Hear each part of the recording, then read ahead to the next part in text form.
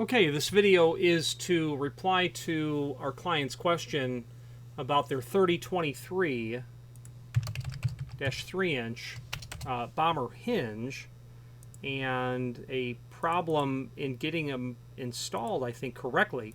So the question is, we've got a 3023-3 and a 603 finish, a double acting spring hinge.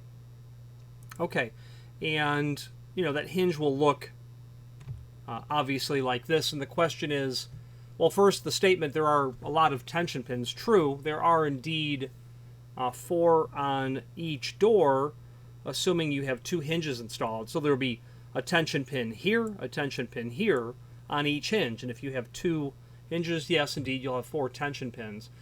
The question is, do you know of instructions or videos for setting the tension? Absolutely, I do. And it's simple and straightforward. Absolutely simple and straightforward. Technical specifications is going to tell us everything we need about that. It's a very easy scenario. You will, take the hinge. On the hinge barrel will be an arrow indicator. That'll be on the side of the hinge. When the tension collar is this area here that has holes drilled in it. It's only at one end of the hinge, not at the other end of the hinge. When the tension collar is pointed towards the top of the door, insert the tension rod, the black round piece of steel that you got there, and rotate it clockwise. Move it clockwise. That will increase tension, and then you insert into one of those new revealed holes your tension pin.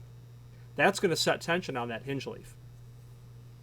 To reduce tension, you'll do obviously the opposite. Insert your tension rod, move it clockwise slightly, pull the pin out, and then you can carefully let that tension rod come counterclockwise.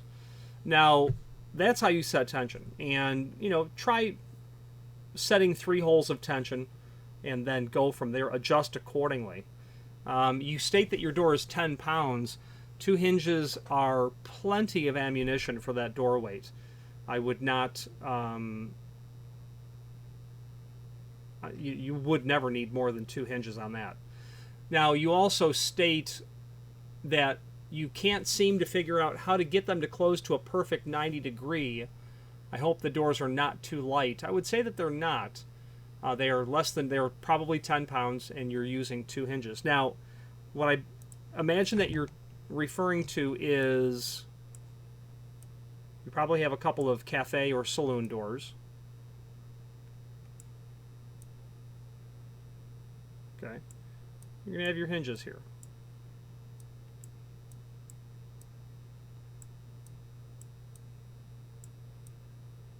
Okay.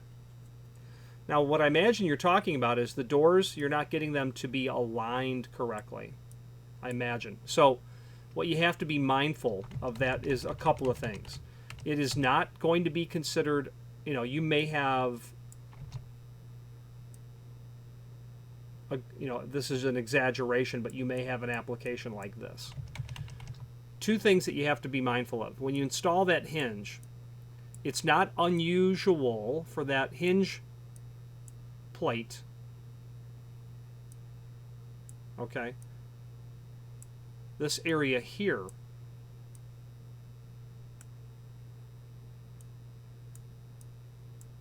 to have to be shimmed so that you can move the door this way or this way.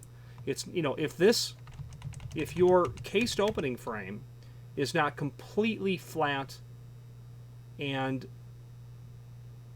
completely true plumb level and square, and both jambs are not completely true plumb level and square, the doors are going to sit at whatever reference angle that frame is.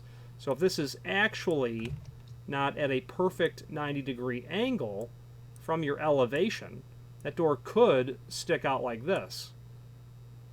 Well, in this case, if your frame was actually grossly like this, it's going to come down this way.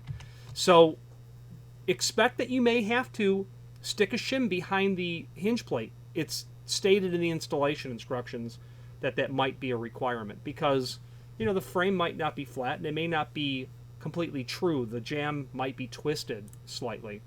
But it also states when you are doing a pair of doors, and I don't know if you did a pair of doors. Let's take a look. I don't recall how many hinges you ordered. Let's look.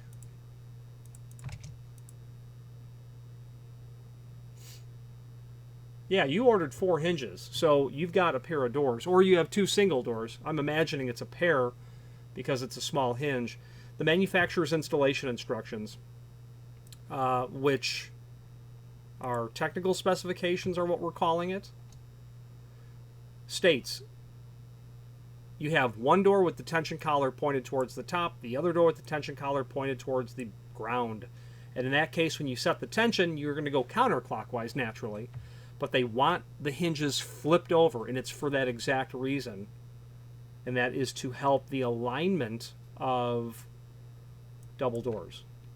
For best alignment of double doors, mount hinges on one door with tension adjustment up and opposite on the other door. Shims may be necessary under the edges of the frame flanges for door alignment, the frame flange. Now there's one other thing that I'd like to point out, that I do get calls. I have gotten this call, and I just got this call, maybe 6 months ago. You have your frame.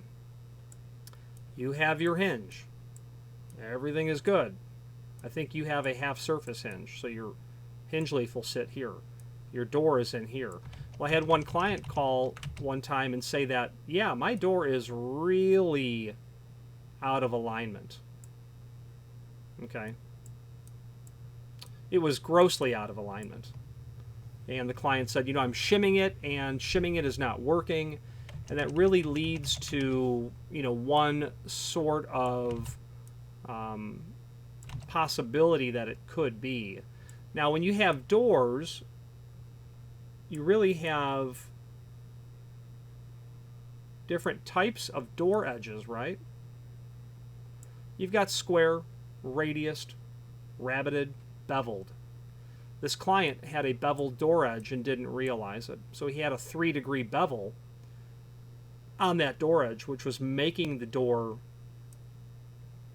really sit out. And when I asked the client to put a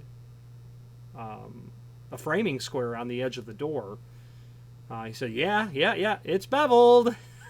You must have a square edge door, is the answer to that.